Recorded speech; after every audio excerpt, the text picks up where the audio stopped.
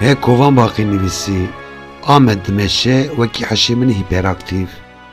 Gela Amedî biye xaçeke darî û awerên me pêve mexkirî.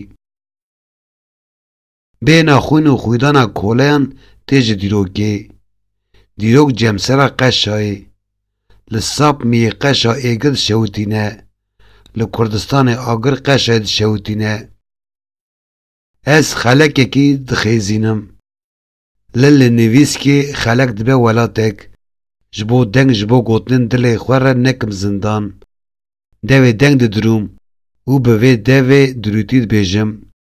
Heta al û bermemik hebin, welatên azad jî wê bindestên azadiyê bin, memikên azad jî.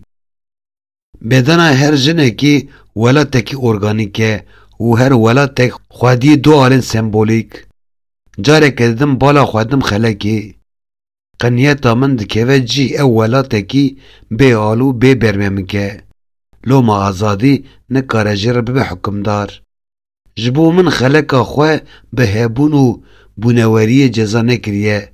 Têra me Kurdan û Samiyan jî dike, têra hemû gerdûnî û fezayiyan jî.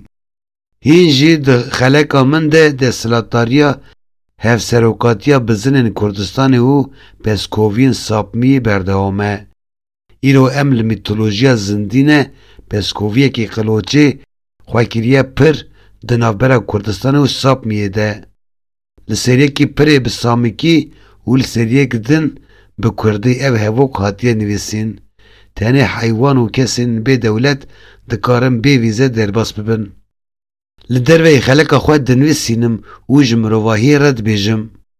Ev e cezayê tê sermedî. Gotinan dikim dîrekekî bilind. Di singa welatê xwe û Samiyan de dadişkînim. Alê ji dîrek dadixînim. Bermemik ji ser memikan radikim û bi dîrek ve heldikşînim. Memik ji bindestiyê xelas dibin. Em Kurd û Samî jî ji bêwelatiyê. Bo dengê min bi gemara derve gemarî nebe ez deviyê odeya dilê xwe bi ser xwe û kaînatê de digirim û dibêjim. Tarîxa însaniyetê bi qasê postê herçekî cemsera bakur bi kêr nayê. Deng ji kaînatê nayê. Tu nabê guhê kaînatê maye li derve. Her çi qas her derve yek di hundirekî debe jî li derve rêberê me dibêje Amed xwediyê tarîxeke qedîm e. Ji nivîskarên Samî re tercüman kenê xwe bi awerên me ya tazî werdike. Kenê wî ne bi qasê postê hirçê qalinde lê dîsa jî germ e. Dibêjim çi cara awerên me li eyb û gunehên mirovahiyê dinêrin dibin îsayên çarmixkirî. An ne marja dikene. Keriyên Peskoviyan li kenê wê diçêrin. Şopa birînekê kenê wê ji navê de du qetan kiriye. Dibêjim her helşûrê vikingekî di ernîgara kenê te re derbas bûye. Dîsa dikene.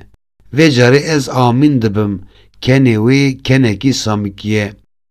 Ji bo devê wê bi ken meşxûl e, çavên wê dibêjin ji roja li Sampiyê roj vemirî û şûrên vikîngan biriqîn vir ve em rojê û welatê xwe bi postê Peskoviyan germ dikin.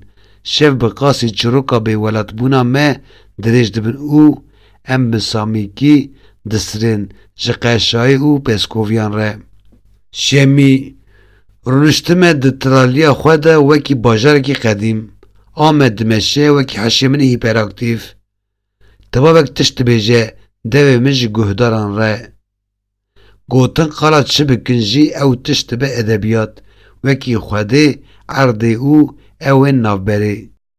Çi jara li hezûra guhdaran derheqê edebiyatê de dipeyivim. Ez hîs dikim ez wê gavê qewadiya edebiyatê dikim û wê bi erzanî difroşim. Kê ji we wê vê erzanî bikire ez benî. Bêdengî di guhê min de dibêje.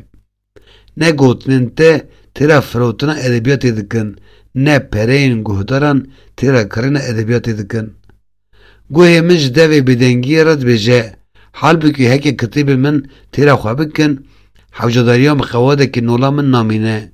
Nivîskarên me دریویتیا خوا پیش دبرنه ده خوا دناوا خوا دوید شیرن جبر ویه که نکارن ببین خوادی عزمونه که پرهیل مرو دبی خی فیرسین وان بکیر ناین دا کاربل ناوا چاوی همو گنه هم بنهرن روشنویسک وی تول گوم رویز دبیجمش گوم رویز آن نه تو کسی ره دنگی me emanete ne dengî me ye hekî em dengî xwe yê esil bikar bînin qesrên kevin wê bi ser heybeta xwe de hilweşin em ji dengên xwe ditirsin loma em newêrin ji bin siya qestan derên halbikî qesir tim kevinin û dengê me yê bikar nehatî tim xam û nû ye komrowiz kindira ji qelbûna kevneşopan zexemtir dixe stûyê çûkê wê bi darê ve dadliqîne û awerên gotinên wî berê didin min